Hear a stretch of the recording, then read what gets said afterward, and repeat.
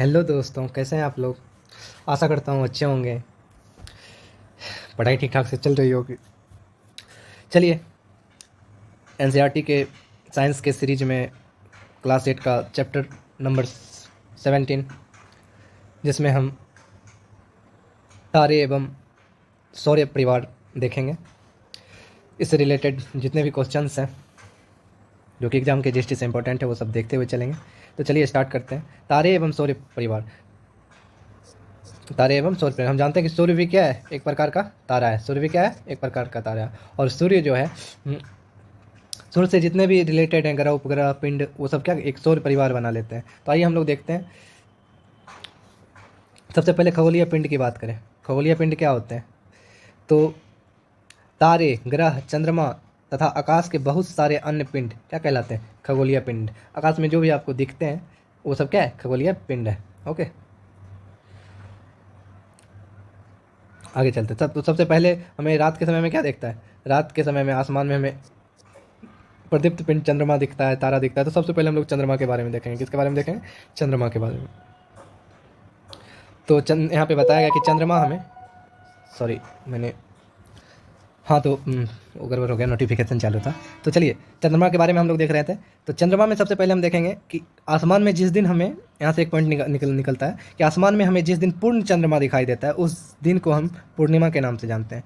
वही बोल रहा है, उस दिन को जब चंद्रमा की पूर्ण चक्रिका दिखाई देती है, पूर्णिमा कहते हैं। इसके पश्चात जो क्या होता है कि जब पूर्णिमा के पश्चात प्रत्येक रात्रि को चंद्रमा का चमकीला भाग घटता जाता है और 15वें दिन चंद्रमा दिखाई नहीं पड़ता है। 15वें दिन चंद्रमा दिखाई नहीं पड़ता है। इस दिन को चंद्रमा बिल्कुल विलुप्त हो जाता है। इस दिन को हम क्या बोलते हैं? अमावस्या बोलते हैं। जब आसमान में चंद्रमा नहीं दिखाई दे तो उस दिन को, पूर्णिमा के 15वें दिन बाद, ओके, तो उस दिन को क्या बोलते हैं? अमावस्या बोलते हैं। तो ये एक पॉइंट हो गया, एक पॉइंट पूर्णिमा वाला हो गया। अगले दिन चंद्रमा का एक छोटा भाग आकाश में दिखाई देता है। किसके अगले दिन? तो अमावस्या के अगले दिन। जो अगले दिन जो एक छोटा सा भाग दिखाई देता है चंद्रमा का आकाश में, उसे हम बालचंद्र बोलते हैं। क्या बोलते हैं? बालचंद्र। ओके, तो बालचंद्र कब होता है? तो अमावस्या के एक दिन बाद। एक पॉइंट आपका ये निकल गया, ठीक है, एक पॉइंट आपका ये निकल गया। उसके पश्चात फिर चंद्रमा क्या होता है? चंद्रमा की जो चमकीला भाग है धीरे धीरे बढ़ते हुए जाता है। तो इस तरह से फिर 15वें दिन बाद क्या होता है? चंद्रमा पूरा दिखने लगता है, जिसे हम पूर्णिमा कहते हैं। इस तरह की क्रियाएं जो है, चंद्रमा की क्रियाएं चलती रहती है, जिससे हम चंद्रमा की कलाएं कहते हैं। क्या कहते हैं? चंद्रमा की कलाएं। जिस तरह चंद्रमा अपनी कलाएं दिखाता है, उसी तरह शुक्र ग्रह जो है, शुक्र ग्रह की भी कलाएं होती है। शुक्र और बुध की भी होती है। ओके, बुध की भी होती है और बुध की भी होती है। शुक्र ग्रह की कलाएं और बुध ग्रह की भी कलाएं होती है, ठीक है। यहाँ पे देखिए, यहाँ पे बोला गया एक पूर्णिमा से दूसरी पूर्णिमा तक की अवधि 29 दिन से कुछ अधिक होती है। बहुत से कैलेंडर में इस अवधि को एक माह कहते हैं। ओके, एक पूर्णिमा से दूसरी पूर्णिमा तक की अवधि 29 दिन से कुछ अधिक होती है। बहुत से कैलेंडर में ये दिन इंपॉर्टेंट है। एक पूर्णिमा से दूसरे पूर्णिमा के बीच की अवधि जो होगी 29 दिन से कुछ अधिक होगी। ओके, अब हम लोग देखेंगे चंद्रमा अपनी आकृति प्रतिदिन परिवर्तन क्यों करता है, इसके बारे में जानेंगे। तो चलिए, हम जानते हैं क्या है कि चंद्रमा जो है सूर्य तथा अन्य तारों की भांति अपनी प्रकाश उत्पन्न नहीं करता है। ये बात मालूम है हमें, ये भी एक पॉइंट हो गया। चंद्रमा का अपना प्रकाश नहीं है, यह हमें दिखाई देता है क्योंकि इस पर सूर्य का प्रकाश जो है पड़ता है और वो परावर्तित होकर हमारी ओर आता है। जब तक सूर्य का प्रकाश इस पर पड़ता है, इस कारण से ये हमें दिखाई देता है। जिस भाग से सूर्य का परावर्तित प्रकाश हम तक पहुंचता है, हम सिर्फ उसी भाग को देख पाते हैं। ओके, जिस भाग, मान लीजिए सूर्य, ये सन हो गया आपका। ओके, सन हो गया। तो अब इधर क्या है? ये दिन हो गया। इस साइड में क्या है? दिन है और इस साइड में रात है। ओके, तो चंद्रमा का जो है, अगर हम देखेंगे, इधर रात है ना, चंद्रमा का हिस्सा मुझे इधर ये हिस्सा ही दिखाई देगा। ओके, ये हिस्सा दिखाई नहीं देगा, ये हिस्सा नहीं दिखाई देगा, क्योंकि सन जो है, ये लिखना नहीं था मेरे को। सन का जो लाइट है सिर्फ इसी भाग पे पड़ रहा है। ये आधा इस आधे भाग पे ही पड़ रहा है, ये आधा भाग पे नहीं पड़ रहा है। तो क्या, जो परावर्तित होकर आ रही है हमारे तरफ, ठीक है। यहाँ देखिए, ये पृथ्वी हो गया आपका, ये चंद्रमा हो गया, मून हो गया। तो अब सन जो पड़ रहा है, तो ये दिन हो गया, इधर यहाँ दिन हो गया पृथ्वी पे, और इस साइड में रात हो गया। अब इस साइड में जो रात हो गया, तो रात वाले को ये चंद्रमा दिखेगा, रात वाले को चंद्रमा दिखेगा। तो कौन सा भाग दिखेगा इस रात वाले को? तो ये भाग सिर्फ दिखेगा, क्योंकि ये आधा भाग जो है ये परावर्तित नहीं हो रहा है। सनलाइट जितने आधे भाग पे पड़ेगा वही दिखेगा। ओके, तो इस कारण से आधा ही भाग हमें चंद्रमा का दिखता है। ओके, लमसम 59% के आसपास दिखता है। सूर्य के परावर्तित प्रकाश के कारण चंद्रमा का दिखाई देना, ऐसा ये समझाया गया है इसमें। ओके, चलिए आगे चलते हैं हम लोग। यहाँ पे कलाएँ दिखाई गई अपनी कक्षा में, चंद्रमा की स्थिति से संबंधित कलाएँ, जैसे जैसे पूर्णिमा, अमावस्या वगैरह ये सब दिखाया गया है। कहाँ पे पूर्णिमा, ये देखिए क्या है, ये आपका पूर्णिमा है। ओके, पूर्णिमा के बाद ये क्या होते रहता है, घटते रहता है, घट रहा है, और एक दिन ऐसा आता है पूरा घट जाता है, तो ये आपका अमावस्या हो जाता है, अमावस्या हो जाता है। और फिर ये आपका बाल चंद्र हो गया अगला दिन, ठीक है, ये आपका बाल चंद्र हो गया। तो इस तरफ ये कलाएँ चलती रहती है अपनी कक्षा में, चंद्रमा की कलाएँ। ओके, पूर्ण चंद्रमा देखने के लिए आप आकाश के किस भाग में देखेंगे, ऐसा बोला गया है। तो बालचंद्र के पश्चात पृथ्वी से देखने पर प्रतिदिन चंद्रमा के प्रदीप्त भाग में वृद्धि होती है। ओके, ये तो बात मालूम ही है। और पूर्णिमा से क्या होता है, प्रत्येक धीरे धीरे चंद्रमा के भाग में कमी होती जाती है। हाँ, तो अब आगे का एक पॉइंट देखिए यहाँ पे, चंद्रमा पृथ्वी की एक परिक्रमा पूरी करने में अपने अक्ष पर एक घूर्णन पूरा करता है। जितना अपने अक्ष पे ये टाइम लेता है, उतना ही समय ये अपना एक परिक्रमा पूरा करने में लेता है। ओके, आगे देखेंगे चंद्रमा का पृष्ठ। चंद्रमा का पृष्ठ जो होता है क्या है, धूल भरा हुआ है तथा निर्जन है। क्या है, धूल भरा हुआ है और क्या है, निर्जन है। ओके, इस पर बहुत शिखरी ढाल वाले ऊंचे पर्वत भी है, जो पृथ्वी के सर्वाधिक ऊंचाई पर्वतों के समान है। ओके, आप देख सकते हैं चंद्रमा का बहुत सारे गड्ढे वगैरह मिलेंगे, ठीक है, निर्जन वगैरह है चंद्रमा का पृष्ठ इस टाइप का। चंद्रमा पर ना तो वायुमंडल है और ना ही जल, ये सब क्वेश्चंस पूछे जा सकते हैं फैक्ट्स के रूप में। ओके, अब आइए देखते हैं कि चंद्रमा पे सबसे पहले कौन गए थे। तो चंद्रमा पे सबसे पहले 21 जुलाई को, ये डेट इंपॉर्टेंट है, 21 जुलाई 1969 को अमेरिका के अंतरिक्ष यात्री नील आर्मस्ट्रॉन्ग गए थे। सबसे पहला कदम इन्होंने रखा, और उसके बाद इनके बाद एडविन एल्ड्रिन चंद्रमा पे उतरे थे, एडविन एल्ड्रिन उतरे थे। ओके, तो ये आप देख सकते हैं फोटो चंद्रमा की सतह पे उतरते हुए अंतरिक्ष यात्री को। आगे चलेंगे, दूसरा है आपका तारा। दूसरा क्या है, तारा। तो तारा की अगर बात करें तो तारा का सबसे पहले तो अपना प्रकाश होता है। जहाँ चंद्रमा का अपना प्रकाश नहीं है, वहाँ तारा का क्या है, अपना प्रकाश होता है। एक तो ये जान ले, तारा का अपना प्रकाश होता है। दूसरा ये तारा का जो अपना प्रकाश होता है, और दूसरा सबसे ज़्यादा जो मतलब तारा का रंग जो डिसाइड होता है किस पे होता है, पृष्ठ ताप पे। किस पे, पृष्ठ ताप पे, तापमान पे डिसाइड होता है। तारा का रंग जो होता है पृष्ठ ताप पे डिसाइड होता है, ये मैं अपने मन से बता रहा हूँ। और तारा का जो हाईएस्ट टेम्परेचर वाला कलर है, हाईएस्ट टेम्परेचर जो है वो किस कलर में होगा, तो हाई टेम्परेचर का तारा जो होता है वो नीला कलर का होता है। और सबसे कम ठंडा अगर तारा बोले, सबसे ज़्यादा सबसे ज़्यादा ठंडा अगर बोले, ठंडा तारा कौन सा होता है, तो लाल कलर का होता है। कौन सा, लाल कलर का। बाद बाकी देखा जाए तो तारा जो होते हैं पीले होते हैं, सफ़ेद होते हैं, नारंगी होते हैं, तो इन सब कलर है, ये सब कलर है। तो हाई टेम्परेचर नीला सफ़ेद भी कहीं कहीं लिखा रहता है। ओके, तो सबसे ज़्यादा हाई टेम्परेचर नीला, और सबसे ठंडा तारा कौन है, लाल हो गया। तो मैंने अपने मन से बताया। चलिए आगे चलते हैं। आगे बताया गया सूर्य भी एक क्या है, तारा है। जब सूर्य एक तारा है तो सूर्य बड़ा और तारा छोटा क्यों दिखता है, तो वो ऐसा कि तारे जो है सूर्य की तुलना में लाखों गुना अधिक दूर है, कहाँ, पृथ्वी से, इसलिए वो छोटे दिखते हैं। सूर्य और पृथ्वी के बीच लगभग 15 करोड़ किलोमीटर की दूरी है। ओके, सूर्य के पश्चात निकटतम तारा अल्फा सेंचुरी है, ये पूछता है क्वेश्चन। सूर्य के पश्चात निकटतम तारा कौन है, अल्फा सेंचुरी। अगर बोलेगा पृथ्वी से सबसे निकटतम तारा तो सूर्य, और पृथ्वी से सबसे निकटतम दूसरा तारा तो अल्फा सेंचुरी, जिसमें यहाँ ये पूछता है कि सूर्य की पृथ्वी से दूरी लगभग 8 प्रकाश मिनट है, जबकि अल्फा सेंचुरी की लगभग 4.3 प्रकाश वर्ष है। वही 4.2 भी कहीं कहीं आपको दिख सकता है, तो यहाँ से ये क्वेश्चन बन सकते हैं। ओके, ये प्रकाश वर्ष क्या होता है, तो दूरियों को मापा जाता है इससे, दूरियों की इकाई है। ओके, प्रकाश वर्ष हो गया। ओके, ये हो गया। चलिए अब आगे चलते हैं। आगे यहाँ एक पॉइंट है, यहाँ से क्वेश्चन पूछेगा, तारे जो है, तारे पूर्व से पश्चिम की ओर गति करते हुए प्रतीत होते हैं। कोई तारा जब सूर्यास्त होता है तो पूर्व में उदय होता है, कोई तारा जो सूर्यास्त होता है तो पूर्व में उदय होता है। ओके, समानतः सूर्योदय से पहले ही पश्चिम में अस्त हो जाता है। तो तारा हमेशा पूर्व से पश्चिम की ओर गति करता है। और तारे पूर्व से पश्चिम की ओर गति करते हैं, क्यों प्रतीत होते हैं, अब ये हम लोग देखेंगे।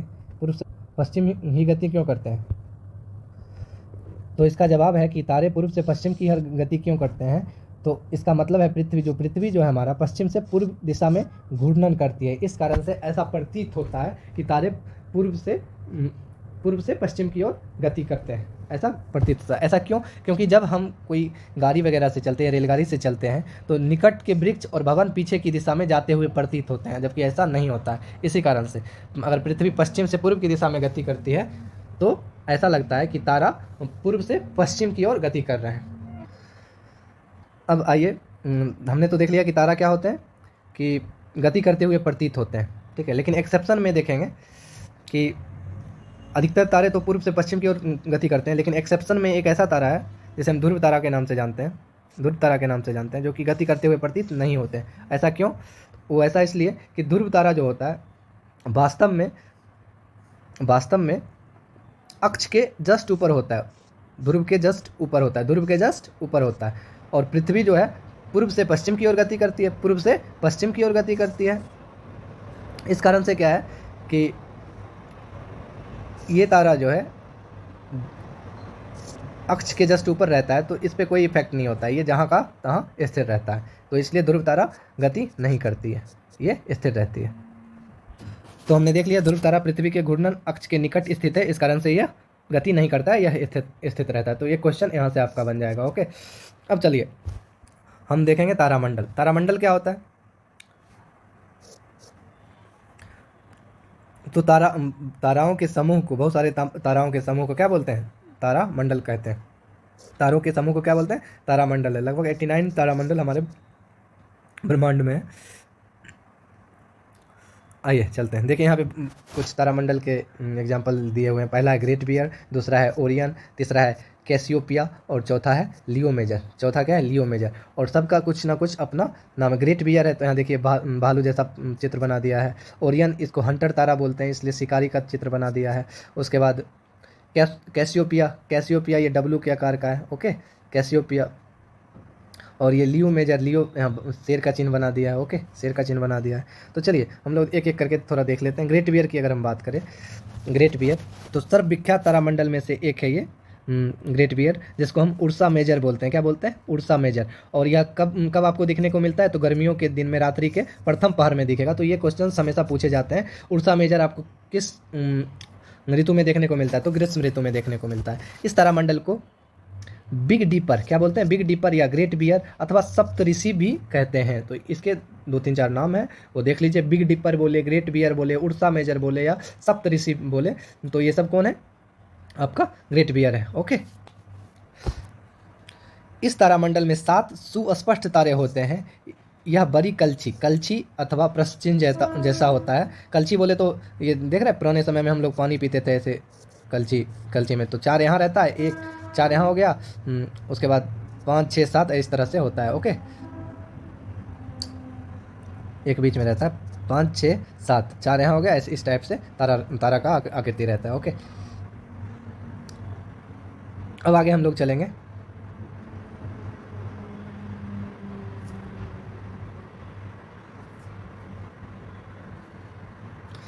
आगे यहाँ पे ध्रुव तारा बताया गया, उर्सा मेजर में ध्रुव तारा बताया गया। ध्रुव तारा, तो उर्सा मेजर की मदद से हम लोग ध्रुव तारा का पता लगा सकते हैं। इसके जो 2 तारे होते हैं, ये हमेशा बाहर वाले जो 2 तारे होते हैं, इसकी मदद से हम लोग क्या करेंगे? हमेशा इसके सामने देखेंगे, इसके सामने में ही आपको ध्रुव तारा मिलेगा। ध्रुव तारा हमेशा मिलेगा। ओके, ध्रुव तारा हमेशा मिलेगा। और ये ध्रुव तारा जो होते हैं, ध्रुव तारा तो स्थिर रहते हैं, और उर्सा मेजर जो होते हैं ध्रुव तारा का परिक्रमा करते हैं। ये क्वेश्चंस आपके बनते हैं। ओके, सप्तऋषि तारे जो होते हैं वो ध्रुव तारा की परिक्रमा करते हैं।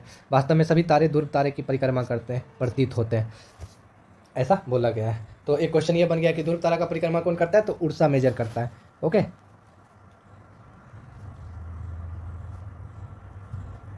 अब हम दूसरा देखेंगे,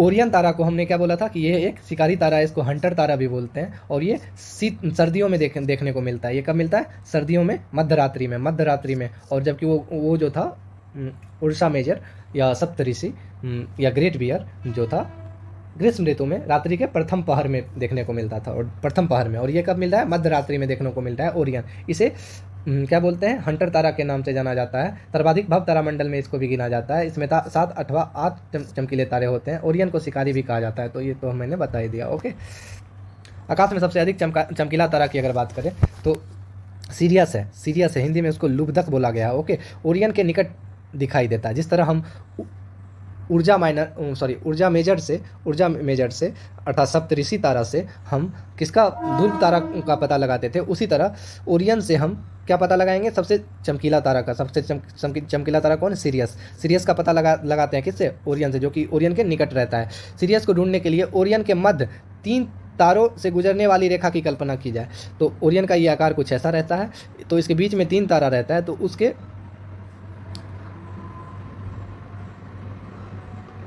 उसके हमेशा ओरियन के जो होता है 3 तारों के हमेशा पूर्व दिशा की ओर देखना है। हमेशा किस दिशा में? तो पूर्व दिशा की ओर देखना है।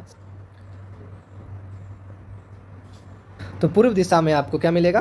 सिरियस नामक तारा मिलेगा आपको। सिरियस नामक तारा मिलेगा। ओके, सिरियस नामक तारा आपको मिलेगा। तो सिरियस नामक तारा किससे पता चलता है? ओरियन से पता चलता है। उत्तरी आकाश में एक अन्य प्रमुख तारामंडल है कैसियोपिया। यह कैसियोपिया भी कब दिखता है? सर्दी के रात्रि में प्रथम पहर में। सर्दी के रात्रि में प्रथम पहर में। और ग्रीष्म के रात्रि में प्रथम पहर में कौन सा दिखता है? तो वो आपका ऊर्जा मेजर है, जिसको हम सप्तऋषि भी बोलते हैं। हाँ, चलिए मैं थोड़ा ऊर्जा माइनर देख रहा था, ठीक है। चलिए यहाँ तक तो हमने देख लिया कैसोपिया सर्दी के रात्रि के प्रथम पहर में आता है। अब हम सौर परिवार में देखेंगे। सौर परिवार में ग्रह, धूमकेतु, क्षुद्र ग्रह, उल्काएं, ये सब आते हैं। अब एक एक करके हम लोग सबके बारे में जानेंगे। सूर्य तथा इन पिंडों के बीच गुरुत्वाकर्षण बल के कारण ये पिंड सूर्य की परिक्रमा करते हैं। सूर्य के चारों तरफ जो परिक्रमा करते हैं, चाहे वो ग्रह हो, उपग्रह हो, धूमकेतु हो, क्षुद्र ग्रह हो, उल्काएं हो, ये सब इसलिए परिक्रमा करते हैं क्योंकि उनके बीच क्या होता है? सूर्य गुरुत्वाकर्षण बल होता है। अब सूर्य से दूरी के हिसाब से सबसे पहले बुध आता है, फिर शुक्र आता है, फिर पृथ्वी, फिर मंगल, फिर बृहस्पति, फिर शनि, फिर यूरेनस, फिर नेपच्यून। ठीक, अब एक एक करके हम लोग सबके बारे में देखेंगे। यहाँ दिखाया गया है, कितना मस्त है, देखिए। सूर्य के बाद बुध के बाद सूर्य के बाद बुध के बाद शुक्र के बाद पृथ्वी के बाद मंगल के बाद बृहस्पति के बाद शनि के बाद यूरेनस के बाद नेपच्यून। ठीक है, तो हो गया। अब हम एक एक करके हर एक ग्रह के बारे में देखेंगे। सूर्य क्या है? सूर्य हमसे सबसे निकटतम तारा है। सूर्य का अपना प्रकाश होता है। पृथ्वी की जितनी भी ऊर्जा है, समस्त ऊर्जा सूर्य से ही प्राप्त होती है। वास्तव में सभी ग्रहों की उष्मा तथा प्रकाश की ऊर्जा का प्रमुख स्रोत सूर्य ही है। ग्रह के पास अपना प्रकाश नहीं होता है। ओके, ये सूर्य के कारण ही हमें, सूर्य के प्रकाश से ही हमें दिखाई देते हैं। ओके, आगे चलते हैं। अब ग्रह जो होते हैं 8 ग्रह हैं टोटल कितने ग्रह हैं? 8 ग्रह हैं। और ग्रह का काम क्या रहता है? सूर्य का चक्कर लगाना। ठीक है, पृथ्वी को सूर्य का उपग्रह कहा जा सकता है। अद्यपि समानता हम इसे सूर्य का ग्रह कहते हैं। ग्रहों की परिक्रमा करने वाले पिंडों के लिए उपग्रह शब्द का उपयोग करते हैं। चंद्रमा पृथ्वी का उपग्रह है। बहुत से मानव निर्मित उपग्रह पृथ्वी की परिक्रमा कर रहे हैं, इसे कृत्रिम उपग्रह कहते हैं। तो एक एक करके हम देखेंगे। सबसे पहला बुध जो है क्या है? लघुत्तम ग्रह है। सबसे छोटा ग्रह कौन सा है? तो बुध है। तथापि सूर्योदय के तुरंत पूर्व अथवा सूर्यास्त के तुरंत पश्चात इसे क्षितिज पर देखा जा सकता है। ओके, तो क्षितिज पे देखा जा सकता है। तो अतः यह वही दिखाई देता है जहाँ वृक्ष हो अथवा भवनों द्वारा क्षितिज को देखने में कोई बाधा नहीं आती है। बुध का कोई भी अपना उपग्रह नहीं है। सबसे लघुत्तम ग्रह, सबसे नज़दीक यही है। तो सबसे जल्दी परिक्रमा कौन करेगा? तो बुध ही करेगा। तो सबसे जल्दी परिक्रमा भी यही करता है। ओके, चलिए आगे शुक्र की बात करें। तो ग्रहों में शुक्र पृथ्वी का निकटतम पड़ोसी है। सही बात है, पृथ्वी का सबसे निकटतम पड़ोसी कौन है? तो शुक्र है। ओके, उसके बाद मंगल है।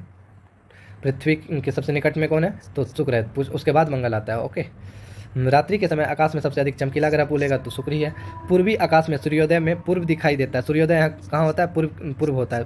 पूर्वी आकाश में सूर्योदय से पूर्व दिखाई देता है। ओके, कभी कभी सूर्यास्त के तुरंत पश्चात या पश्चिमी आकाश में दिखाई देता है, इसलिए इसे प्रायः प्रभात का तारा, ठीक है, भोर का तारा या संध्या तारा भी कहते हैं। ओके, शुक्र का अपना कोई भी उपग्रह नहीं है और यह जो है पूर्व से पश्चिम की ओर घूर्णन करता है। घूर्णन, ना कि परिक्रमा। ओके, घूर्णन करता है, पूर्व से पश्चिम की ओर घूर्णन करता है। जबकि अन्य ग्रह जो है पश्चिम, शुक्र और अरुण करता है। शुक्र और एक ग्रह अरुण है आपका यूरेनस, जो कहाँ पूर्व से पश्चिम की ओर घूर्णन करता है। बाद बाकी जितने भी ग्रह है पश्चिम से पूर्व की ओर घूर्णन करता है। तो एक क्वेश्चन आपका यहाँ से बन जाता है। ओके, आगे चलेंगे। चंद्रमा की भांति शुक्र की भी कलाएं का प्रेक्षण करेंगे। मतलब शुक्र की भी कलाएँ होती है, ऐसा मैंने बता दिया है, पहले ही बता दिया। आगे चलेंगे, पृथ्वी के बारे में बात करेंगे तो पृथ्वी एकमात्र ऐसा ग्रह है जहाँ पे क्या है, जीवन का अस्तित्व है, जीवन विद्यमान है, यहाँ पे पर्यावरण है, वायुमंडल है, जल है, सब कुछ यहाँ पे पाया जाता है। पृथ्वी का घूर्णन अक्ष इसकी कक्षा के तल के लंबवत नहीं है, इसका अपने कक्षा पर झुकाव पृथ्वी पर ऋतु परिवर्तन के लिए उत्तरदायी है। ठीक है, तो ऋतु परिवर्तन का कारण क्या है, इसके अक्ष पर झुकाव, अक्ष पे झुकाव। कितना डिग्री है झुकाव, 27 डिग्री है। कितना डिग्री है, 27 डिग्री है। ओके, पृथ्वी का केवल एक उपग्रह है, चंद्रमा है। ओके, और अगर बोले पृथ्वी का अक्ष अपने कक्षीय तल पर 66.5 डिग्री का कोण पर झुका हुआ है। अक्ष जो है कक्षीय तल पर कितना झुका हुआ है, तो 66.5 डिग्री। ओके, ये दोनों तल एक दूसरे पर 27 डिग्री के कोण पे झुके हुए हैं। ओके, ये दोनों 27 डिग्री पे, लेकिन अक्ष जो है अपने कक्षीय तल पर 66 डिग्री का कोण झुका हुआ है। तो यहाँ से 2 क्वेश्चन बन रहा है। ओके, पृथ्वी झुके हुए अक्ष पर घूर्णन करती है। अब पृथ्वी हो गया, पृथ्वी के बाद हम लोग मंगल को देख लेते हैं। पृथ्वी को नीला ग्रह बोलते हैं, वहीं मंगल को हम लाल ग्रह बोलते हैं। ठीक है, इसके 2 छोटे प्राकृतिक उपग्रह हैं, फेमोस और डेमोस। सबसे छोटा सौर परिवार में सबसे छोटा उपग्रह तो डेमोस ही है। बृहस्पति की अगर बात करें तो बृहस्पति सौर परिवार का सबसे बड़ा ग्रह है। सबसे बड़ा ग्रह कौन है, तो बृहस्पति। यह ग्रह इतना बड़ा है कि लगभग 1300 पृथ्वी इसमें समा सकती है। ओके, परंतु अगर हम बात करें बृहस्पति का द्रव्यमान पृथ्वी के द्रव्यमान का लगभग 318 गुना है। यह अपने अक्ष पर अत्यधिक तीव्र गति से घूर्णन करता है। तो सबसे फास्टेस्ट ग्रह कौन है, तो बृहस्पति ही है। इसे पीला ग्रह भी बोला गया है। ओके, बृहस्पति के बहुत से प्राकृतिक उपग्रह है। बृहस्पति के बहुत से प्राकृतिक उपग्रह है, जिसमें यहाँ पे 4 उपग्रह को दिखाया गया है। आकाश में अत्यधिक चमकीला प्रतीत होता है। ओके, इसके चारों और धुंधले वलय भी हैं। आप इसे आसानी से पहचान सकते हैं। यदि आप इसका प्रक्षेपण दूरबीन की सहायता से करें तो इसके 4 बड़े चंद्रमा भी देख सकते हैं। ओके, कौन, बृहस्पति के। अब आगे देखेंगे शनि की अगर बात करें तो शनि का रंग जो होता है, बृहस्पति के परे शनि है जो रंग में पीला सा प्रतीत होता है। ठीक है, इस ग्रह के रमणीय वलय इसे सौर परिवार में बिल्कुल इसे अलग करते हैं। ओके, किसको, शनि को। शनि के चारों तरफ क्या वलय है, चारों तरफ वलय है, और ये इसका घनत्व इतना कम है कि पानी से भी ज़्यादा कम है इसका घनत्व। इस कारण से पानी के ऊपर भी तैर सकता है। तो सबसे कम घनत्व किसका है, शनि का। ओके, यह वलय नंगी आंखों से दिखाई नहीं देता है। कौन से वलय, जो शनि है, शनि के चारों तरफ है। ग्रहों में यह सबसे कम सघन, इसका घनत्व तो जल के घनत्व से भी कम है। वही हम यूरेनस और नेपच्यून की बात करें तो शुक्र की भांति यूरेनस भी पूर्व से पश्चिम की दिशा में घूर्णन करता है। मैंने बता दिया था पहले कि यूरेनस पूर्व से पश्चिम की दिशा में करता है। इसकी विलक्षण विशेषता अथवा अत्यधिक झुका घूर्णन अक्ष है, इसलिए इसको क्या बोलते हैं, लेटा हुआ ग्रह बोलते हैं। इसके परिणाम स्वरूप यह कक्षीय गति करते समय पृष्ठ पर लुढ़कता सा प्रतीत होता है, इसलिए इसको यूरेनस को लेटा हुआ ग्रह, ओके, पूर्व से पश्चिम की दिशा की ओर अपने कक्षीय अक्ष पर यूरेनस घूर्णन करता है। तो ये हो गया आपका यूरेनस के बारे में। ठीक, अब हम लोग देखेंगे सौर परिवार के प्रथम 4 ग्रह बुध, शुक्र, पृथ्वी और मंगल जो है इसे आंतरिक ग्रह बोलते हैं। यहाँ से क्वेश्चन आते हैं। आंतरिक ग्रह 8 है, तो पहले 4 जो है आंतरिक कहलाएंगे और बाद वाले 4 जो है बाह्य ग्रह कहलाते हैं। बाह्य ग्रह कहलाते हैं। इसको हम लोग एक और इसमें देख सकते हैं कि जो आंतरिक ग्रह होते हैं इसके बहुत कम चंद्रमा होते हैं। आंतरिक ग्रह के चंद्रमा बहुत कम होते हैं, जबकि बाह्य ग्रह के चंद्रमा उनकी संख्या ज़्यादा होती है। एक पॉइंट ये भी याद करने लायक है। सौर परिवार में कुछ अन्य सदस्य की बात करें तो सबसे पहले क्षुद्र ग्रह को अगर हम देखें तो क्षुद्र ग्रह जो है आंतरिक और बाह्य परतों के बीच, आंतरिक और बाह्य ग्रहों के बीच में पाया जाता है। ये क्षुद्र ग्रह है। ठीक है, और ये क्षुद्र ग्रह किसके बीच पाया जाता है, तो हमेशा पूछा जाता है। क्षुद्र ग्रह जो है मंगल और बृहस्पति के बीच में पाया जाता है। मंगल और बृहस्पति के बीच में पाया जाता है। ओके, या आप आंतरिक और बाह्य ग्रह के बीच में भी बोल सकते हैं। अगला चलेंगे धूमकेतु। धूमकेतु की बात करें तो यह अत्यंत परवलयी कक्षाओं में सूर्य की परिक्रमा करते हैं। समांतर धूमकेतु चमकीले सिर तथा लंबी पूंछ वाले होते हैं। जैसे जैसे कोई धूमकेतु सूर्य के समीप आता है इसकी पूंछ आकार में बढ़ती जाती है। इसी धूमकेतु की पूंछ सदैव ही सूर्य से परे होती है, सूर्य से दूर होती है। उसका पूंछ जो होता है हमेशा सूर्य से विपरीत दिशा में होता है। ओके, किसी धूमकेतु का विभिन्न स्थितियाँ, ये देख रहे हैं, सूर्य ये सन है और इसका पूंछ जो है हमेशा विपरीत दिशा में है। ऐसे बहुत से धूमकेतु ज्ञात हैं जो समय समय पर एक निश्चित काल अंतराल पर दृष्टिगोचर होते रहते हैं। उसी तरह हेली धूमकेतु की बात जो 76 वर्ष के अंतराल पे दिखाई देता है। 1986 में दिखाई दिया था और ये आपको देंगे 2062 में दिखाई देंगे।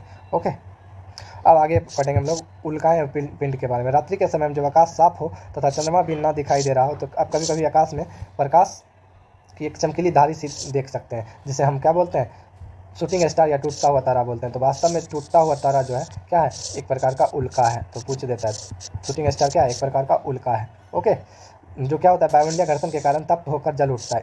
इस कारण से ये क्या होता है, जल उठता है। वायुमंडलीय घर्षण के कारण से ये उल्काएं जो होता है जल उठता है, जिसको हम क्या बोलते हैं, टूटता हुआ तारा बोलते हैं।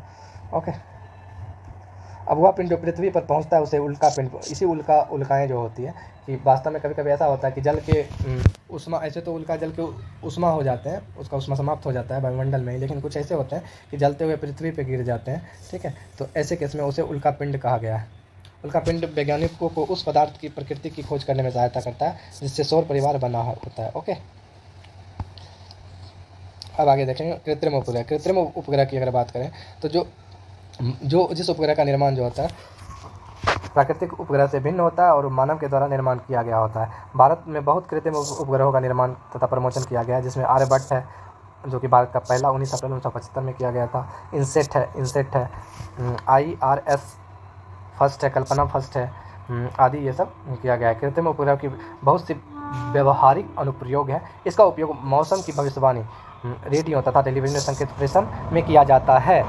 इसका उपयोग दूर संचार तथा सूक्ष्म संवेदन के लिए भी किया जाता है। ये आप देख सकते हैं कि भारतीय उपग्रह बनाए गए हैं, कुछ भारतीय उपग्रह बनाए गए हैं, तो ये उपग्रह है आपके, ठीक। अब चलते हैं, हम लोगों ने देख लिया, अब चलते हैं GST के क्वेश्चंस की ओर। तो चलिए, ये रहा आपका चंद्रमा, तारे एवं सौर परिवार। देखते हैं पहला क्वेश्चन, चंद्रमा के संदर्भों में विचार कीजिए। यह पृथ्वी की एक परिक्रमा पूरी करने में अपने कक्ष पर एक घूर्णन प्रयोग करता है। पृथ्वी की एक परिक्रमा पूरी करने में अपने कक्ष पर एक घूर्णन, बात सही, इसका घूर्णन और परिक्रमण समान है। इसकी पूर्ण चक्रिका वाला दिन पूर्णिमा कहलाता है। एक पूर्णिमा से दूसरी पूर्णिमा तक की अवधि 29 दिन से कुछ कम होती है, गलत बात है। कुछ ज़्यादा होती है, कम नहीं, कुछ ज़्यादा होती है, तो केवल एक हो जाएगा इसका आंसर। ओके, मतलब कि मैंने सब कुछ बता ही दिया कि जुलाई 1969 को नील आर्मस्ट्रांग में एडविन एल्ड्रिन चंद्रमा पे गए हुए थे। चलिए आगे, तारों के तंत्र में विचार कीजिए। तो तारे सूर्यास्त होते ही पूर्व में उदित होते हैं, सही बात है, तथा सूर्योदय के पूर्व में उदित होते हैं, सॉरी एक मिनट, तारे सूर्यास्त होते ही पूर्व में उदित होते हैं तथा सूर्योदय के पहले ही पश्चिम में अस्त हो जाते हैं, गलत बात है। तारे जो होते हैं, तारे कभी भी उदित नहीं होते हैं, ठीक है। तारे पूर्व में उदित कभी भी नहीं, क्योंकि तारे ऑलरेडी रहते हैं, वो सूर्य के प्रकाश के कारण से दिखते नहीं हैं। ओके, तो ये गलत है, ये पॉइंट आपका गलत है। तारे हमेशा आकाश में ही रहते हैं। हम ये बोल सकते हैं कि तारे जो होते हैं पृथ्वी के घूर्णन के कारण ये तारे पूर्व से पश्चिम की ओर गति करते हुए प्रतीत होते हैं, एक्सेप्शन में ध्रुव तारा को छोड़ के। ओके, गति करते हुए प्रतीत होते हैं, उदित वगैरह नहीं होते। ओके, तो ये गलत है, पूर्व में उदित होता है ऐसा कुछ नहीं है। तारों के बीच की दूरी को प्रकाश वर्ष में व्यक्त किया जा सकता है, तो ये सही है आपका, ठीक है, ये आपका सही है, 2 नंबर सही है। ओके, तो ये बात सही है, ठीक। चलते हैं आगे, तीसरा क्वेश्चन, सूर्य पूर्व में उदित तथा पश्चिम में अस्त होता है, ये बात सही है, सही है। इसका कारण है पृथ्वी के घूर्णन अक्ष इसकी कक्षा के तल के लंबत नहीं है, तो ऐसा कुछ नहीं, इस कारण से ऐसा नहीं होता कि पूर्व में होता है। ओके, वो घूर्णन पश्चिम से पूर्व रहता, ठीक है, तो रीजन इसका अस्पष्ट होता, तो B नंबर हो जाएगा, स्पष्टीकरण सही नहीं दे रहा है, ठीक। अगर ये बोल देता कि पश्चिम से पूर्व वही बोल रहा है ना, पश्चिम से पूर्व दिशा में घूमने का कारण होता है, ठीक है, ये अगर रहता तो हो सकता था। यहाँ पे देखिए, यहाँ पे पृथ्वी का यह झुकाव 43 डिग्री है, कौन सा झुकाव? पृथ्वी का घूर्णन अक्ष उसकी कक्षा तल से के लंबत नहीं है, इसका अपने अक्ष पर झुकाव पृथ्वी पर ऋतु परिवर्तन के लिए उत्तरदायी है। अपने अक्ष पे कितना डिग्री झुका हुआ है? 47 डिग्री। अपने अक्ष पे कितना डिग्री झुका हुआ है? 47 डिग्री झुका हुआ है। ओके, ये दोनों मतलब ये दोनों तल जो है, कौन से तल? एक तो विषुवतीय तल और दूसरा जो है इसका कक्षीय तल। दोनों तल जो होते हैं एक दूसरे पर 47 डिग्री के कोण पर झुके हुए थे। इसका तात्पर्य यह हुआ कि पृथ्वी अपने अक्ष पर अपने कक्षीय तल से 66 डिग्री कोण पर झुका हुआ है। चौथा क्वेश्चन देखेंगे, ध्रुव तारे के संदर्भ में विचार कीजिए। सभी तारे इसकी परिक्रमा करते हुए प्रतीत होते हैं, सही बात है। उसके बाद यह पृथ्वी के अक्ष की दिशा में स्थित होता है, पृथ्वी के अक्ष की दिशा में, सही बात है। यह दक्षिणी गोलार्ध से नहीं दिखाई देता है, यह भी सही बात है, ये उत्तरी गोलार्ध से दिखाई देता है। ओके, तो D नंबर हो जाएगा इसका। ओके, चलिए आगे, पहचाने जाने योग्य दिया गया। विख्यात तारामंडल और अर्सा मेजर को सप्तऋषि कहा जाता है, सही बात है। ओरियन तारामंडल शिकारी है, सही बात है। ये आपका कैसियोपिया तारामंडल अंग्रेजी के अक्षर W तथा M के बिगड़े रूप जैसा है, तो ये भी आपका सही बात है। 1 2 3 हो जाएगा यहाँ पे, कौन सा सही है? 1 2 3 5 का C हो जाएगा, D हो जाएगा, सॉरी। ओके, आकाश के उत्तरी भाग में एक अन्य प्रमुख तारामंडल कैसियोपिया जो W या M के बिगड़े रूप जैसा होता है। ओके, ठीक हो गया। सप्तऋषि जैसे उत्तरी गोलार्ध के कुछ तारामंडल दक्षिणी गोलार्ध के कुछ स्थानों से नहीं दिखाई देते हैं, ये सब तो हम लोग देख चुके हैं। चलिए अगला क्वेश्चन है, तारों और ग्रहों के अंतर के संदर्भ में निम्नलिखित कथनों पर कौन सही है ये बताइए। तारों में अपना प्रकाश होता है, ग्रह में नहीं, बात तो सही है। तारा टिमटिमाते हैं जबकि ग्रह ऐसा नहीं करते हैं, ग्रह ऐसा नहीं करते हैं, ये बात भी सही है। ग्रहों के सापेक्ष तारों की स्थिति में परिवर्तन होता रहता है। तारों की स्थिति में परिवर्तन होता है क्या? नहीं, ऐसा कुछ नहीं है। तारे गति करते हुए प्रतीत होते हैं, करते नहीं हैं। ठीक है, तो ये इसका आंसर 1 और 2 हो जाएगा। ओके, तीसरा नंबर देखिए, बुध। बुध सबसे निकटतम तारा है। बुध क्या? सूर्य का सबसे निकटतम तारा है। ओके, बुध सूर्य का सबसे निकटतम ग्रह है, तारा नहीं है, सॉरी। ठीक है, शुक्र की अगर बात करें तो सबसे चमकीला तारा कहीं है लिखा हुआ, रात्रि के रात, हाँ, अधिक चमकीला आती है, ये भी यही हो जाएगा। एक भी कर दो। बृहस्पति की बात करें सबसे बड़ा ग्रह यही हो जाएगा। और यूरेनस अपने अक्ष पर अत्यधिक झुका हुआ यूरेनस है, इसलिए इसको लेटा हुआ ग्रह बोलते हैं। तो 1 2 3 4 हो जाएगा। ओके, चलिए 8 नंबर की अगर बात करें, पृथ्वी। पृथ्वी आपका क्या है? नीला है, सही बात है। मंगल आपका लाल है और शनि आपका पीला है, तो ये आपका डी नंबर हो जाएगा। ओके, ये हो गया। चलिए 9 नंबर की अगर, भारत के द्वारा सबसे पहला कृत्रिम उपग्रह कौन सा है? तो आर्यभट्ट है। ओके, आर्यभट्ट है 9 नंबर। ठीक है, 10 नंबर की बात करें, क्षुद्र ग्रह धूमकेतु तथा उल्का के संदर्भ में कथन पे विचार। क्षुद्र ग्रह मंगल और बृहस्पति के बीच में है, सही है। धूमकेतु पर्वतीय कक्षाओं से शुरू की परिक्रमा करता है। पर्वतीय कक्षा, धूमकेतु जो होता है पर्वतीय कक्षा में कर रहा है, ये भी सही बात है। उल्का का शूटिंग स्टार बोलते हैं। उल्का का टूटता तारा या शूटिंग स्टार बोलते हैं। 1 2 3 तीनों हो जाएगा। आगे चलिए, सूर्य का निकटतम तारा है। सूर्य का पृथ्वी का सबसे निकटतम तारा है। सूर्य के पश्चात दूसरा निकटतम तारा प्रोक्सिमा सेंचुरी है। ठीक है, प्रोक्सिमा सेंचुरी है। यहाँ अल्फा सेंचुरी दिया हुआ है, अल्फा सेंचुरी। ओके, तो इसका थोड़ा देख लेते हैं। ध्रुव तारा एक ऐसा तारा है जो पृथ्वी के अक्ष की दिशा की स्थिति या अधिक चमकीला नहीं है। इसे सदृश तारामंडल की सहायता से आसानी से पहचाना जा सकता है। अल्फा सेंचुरी 3 तारों से मिलकर बना पृथ्वी का दूसरा निकटतम तारा है। ये 3 तारे होते हैं, alpha Centauri A, alpha Centauri B, alpha Centauri C, अथवा प्रोक्सिमा सेंचुरी। तो प्रोक्सिमा सेंचुरी यहाँ पे नाम है। ओके, तो सबसे निकटतम तारा कौन है? Alpha Centauri. अल्फा सेंचुरी 3 तारों का समूह है। अल्फा सेंचुरी कौन से? 3 तारों का, ये जानने के लिए मिला हम लोग को। ऐसे हम लोग प्रोक्सिमा सेंचुरी पढ़ रहे थे। तो प्रोक्सिमा सेंचुरी जो होता है, अल्फा सेंचुरी सी का दूसरा नाम है। अल्फा सेंचुरी सी का दूसरा नाम है। इसे इनमें अल्फा ए और बी चमकीले है, जबकि प्रोक्सिमा सेंचुरी कम चमकीला तारा है। अल्फा सेंचुरी ए तथा बी चमकीले हैं, जबकि प्रोक्सिमा सेंचुरी कम चमकीला तारा है। इन तीनों तारों में प्रोक्सिमा सेंचुरी पृथ्वी के सबसे निकट है। ये तीनों संभवतः देखने में एक ही दिखाई देते हैं तथा मिलकर सीरियस और कैनोपस के बाद तीसरा सबसे चमकीला तारा बनते हैं। ओके, सीरियस के बाद कौन है? कैनोपस। सबसे ज़्यादा चमकीला तारा सीरियस, दूसरा कौन है? कैनोपस, और तीसरा कौन है? तो यही अल्फा सेंचुरी है। अल्फा सेंचुरी, अल्फा सेंचुरी में कितने तारे हैं आते हैं? तो 3 तारे, alpha Centauri A, alpha Centauri B, alpha Centauri C. Okay, तो ये आपका इंपॉर्टेंट क्वेश्चन है, थोड़ा इसको ध्यान दीजिएगा। ओके, मिलते हैं अगले चैप्टर में, वायु तथा जल। ये इसमें ज़्यादा कुछ नहीं है, लेकिन फिर भी हम लोग इसको देख लेंगे। ठीक है, तब तक के लिए जय हिंद, जय भारत।